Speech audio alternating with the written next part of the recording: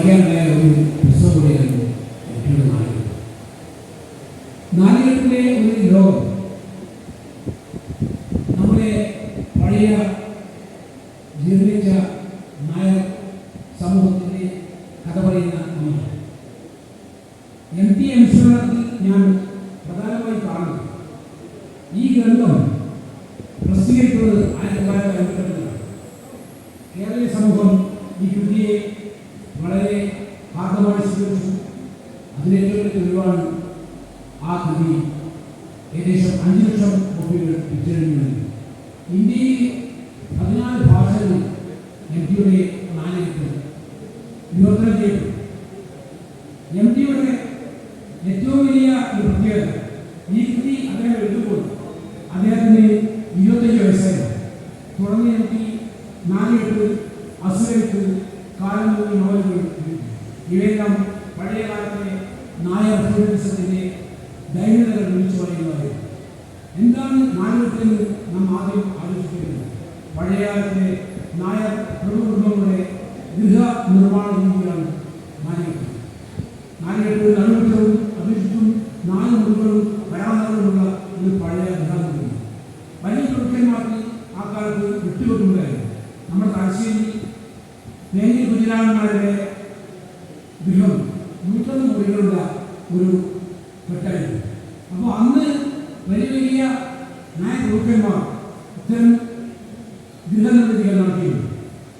ഇവിടെ MT പറയുന്നത് കൂടുതൽ ഗ്രാമത്തിലെ ഒരു നായ കുടുംബത്തിൻ്റെ തകർച്ചയുടെ കഥയാണ്. ജീവിതത്തിലെ ശ്രദ്ധകളും അവരിൽ ചിലരുടെ ദൈവികമാർന്ന ജീവിതമാണ് പ്രതിപാദിക്കുന്നത്. അപ്പുണ്ണിയുടെ കഥാപാത്രത്തിലൂടെ MT അയാളുടെ ജീവിതവും പ്രണയവും ഇതിൽ ജീവിതമാക്കുന്നു. തൻ്റെ അമ്മയുടെ പഴയകാലത്തെ പ്രണയ ഭാര്യത്തോടുള്ള ഒളിച്ചോട്ടവും തുടർന്ന് അവർക്കുണ്ടായ ദുരിതാനുഭവങ്ങളും അപ്പുണ്ണിയായിരുന്നു. പിന്നീട് അമ്മയെ ഈ നായപ്രഭുത്വം പടിയടച്ച് ഇടപെടുകയും അവർ പുറത്താക്കുകയും ചെയ്തു. ആ കാലഘട്ടത്തിൽ നമ്മുടെ പല ഗ്രാമങ്ങളിലും ഇങ്ങനെ പിന്നോക്ക ജാതിക്കാരായ പുരുഷന്മാരുമായി പ്രണയത്തിലായ പല സ്ത്രീകളും ഒളിച്ചോടികളെല്ലാം പിന്നവച്ച കഥ നിങ്ങൾക്ക് പലർക്കും കേട്ടിട്ടുണ്ടായിരുന്നു. എൻ്റെ നാട്ടിലും എൻ്റെ വീട്ടിലെ കുഞ്ഞുങ്ങൾക്കും ഇങ്ങനെ ഒരു ടീച്ചറുണ്ടായിരുന്നു. അവർ ഇന്നത്തെ സാംസ്കാരിക സേനാനായ ഗോപാല മാസ്റ്ററുമായി ഒളിച്ചോടി. വലിയ പ്രഭുക്കന്മാർ എന്നിട്ട് ഗോപാല മാസ്റ്റർ കുറിച്ച് ഒരു വീട്ടിൽ വാടക താമസിക്കുകയും പിന്നീട് അവർ മക്കളൊക്കെ നല്ല നിലയിൽ ഇതായിരുന്നു. അവരെ പടിയടച്ച് പിന്തുണച്ചു. ഞങ്ങളുടെ അമ്മയും അമ്മൂമ്മയൊക്കെ പറയും അവരുടെ പ്രഭുകുടുംബം പടിയടച്ച് പിന്തുണച്ചതായിരുന്നു. അപ്പോൾ MTയുടെ ഈ കഥകൾ വായിക്കുമ്പോൾ എൻ്റെ മനസ്സിലേക്ക് ഓടിക്കുന്നത് ഈ ഗോപാല മാസ്റ്ററും അതുപോലെ തന്നെ അവരുടെ ഭാര്യയും തമ്മിലുള്ള ഒരു ദൈനികതയായിരുന്നു. MT എന്ന മാടത്ത് തെക്കേപ്പാട്ട് വാസുദേവനായ തൻ്റെ രചനാഭാവം പ്രകടിപ്പിച്ചത് ആചാരങ്ങൾക്കെതിരെയും കൂട്ടുകുടുംബങ്ങളിൽ ജീവിക്കുന്ന ചിലരുടെ നെടുക്കൻ ആരാധക ജീവിതത്തെക്കുറിച്ചാണ്. MTയുടെ സർഗാത്മകത ബഹുതര മേഖലകളിൽ വ്യാപിച്ചപ്പെടുന്നു. കഥ, നോവൽ, തിരക്കഥ, സിനിമാ സംവിധാനം എന്നിവ മലയാള കഥാവലികൾ കൊണ്ട് വായനക്കാരിൽ MT സൃഷ്ടിച്ച അനുഭൂതികൾ വളരെ വലുതാണ്. 1950-കളിൽ SK പൊറ്റക്കാടും കവിതയും ഉറവും തുടക്കത്ത മലയാള സാഹിത്യ നിർമ്മാണ സാധ്യതയിൽ MTയുടെ രചനകൾ നാലുകെട്ട് വലിയ പങ്കുവച്ചിട്ടുണ്ട്. MTയെ വാക്കുകളുടെ തമ്പുരാനെന്നാണ് അന്ന് സാഹിത്യ ഉന്നയിക്കുന്നത്. വാക്കുകൾക്ക് ക്ഷാമമില്ലാത്ത ഒരു കഥാകൃത്തായിരുന്നു. പ്രതിഭാശാലിയായ MTയെ അന്ന് ആദരിക്കാൻ അന്നത്തെ വലിയ സാഹിത്യ തമ്പുരാക്കന്മാർ തയ്യാറായി. എന്നാൽ അവർക്കിടയിലേക്ക് ഒരു മൂവിയും മുഖച്ച് MT അക്ഷോഭ്യനായി കയറി നിലനിർത്തി.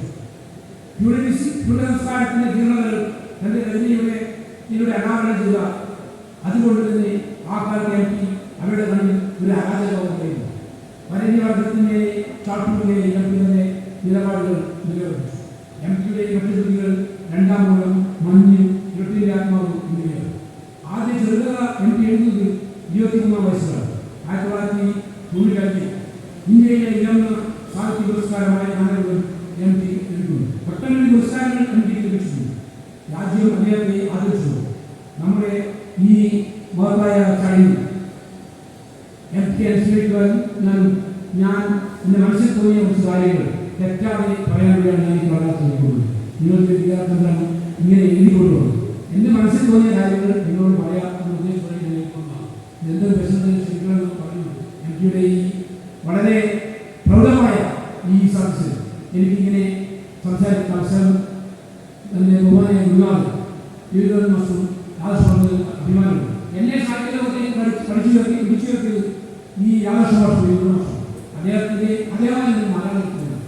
അതുകൊണ്ട് തന്നെ അവരോട് ഒരു ആത്മീയമായ ബന്ധം ഇവർ തമ്മിലുണ്ട്. കാരണം ഈ സ്ഥാനത്തിലെ ആദ്യ വിദ്യാർത്ഥികളിൽ ഒരാളായിരുന്നു അവസരം